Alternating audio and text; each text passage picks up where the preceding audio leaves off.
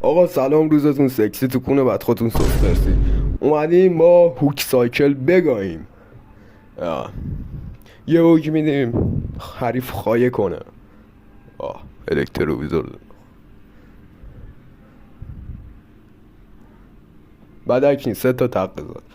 بغل تاور یه دونه اسکلت میریم الکتروویزور خایه کنه. خارگوس برای دفاع کردن مگانه اول خون سرد میشیم. یه کنون میندازیم اونجا، یه ماسکیتر وسط زمین، یه آیس گولم. خارکوسه فایر کرکر انداخت، ولی به هر حال ما گاییدیمش. یا آیس اسپریت، اینید که کینگ تاور هم فعال کردیم به همین راحتی. یه هوگ دیگه میریم. بسیش یه فایروال. اوف نازن خار مینی پکاش هم گاییدیم. یه لاگ. یه فایده بودش، کسخلی لول 17. اینیم که حریفو فشاری کردیم، به کونش فشار اومد. کسیر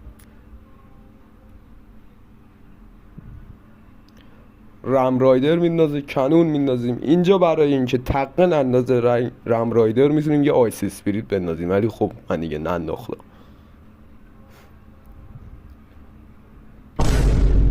یه هوگی مینیم. ای کسگش.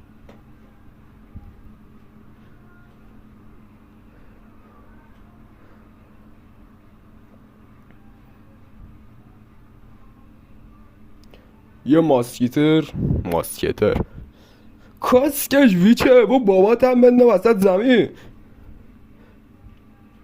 یه آیسکالم، یه اسکلت اولوشن اون بر.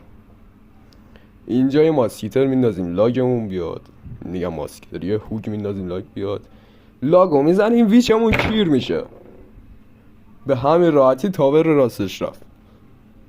کسیش نها کنید. اینجا آیس اسپریتو میندازی، رمرایده تقه نمیزنه به همین راحتی. این کارت کوستر جدیدم با یه لاگو ماسکیتر راحت میتونید دفاعش کنید. دوباره یه آیسکولم و هوگ رایدر. حریف کلن بی خیال بازی شد. اینو قدرت هوک سایکل گی ساکی.